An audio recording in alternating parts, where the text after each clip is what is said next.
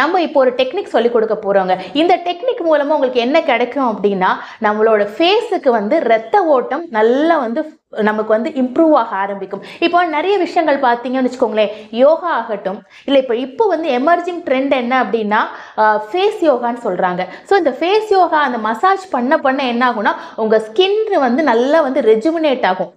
எப்படி ரெஜுமினேட் ஆகும்னா, blood circulation improve ஆகும். இதே தான் இப்போ நம்ம வந்து சூஜோக் முறையில் பண்ண போகிறோம்.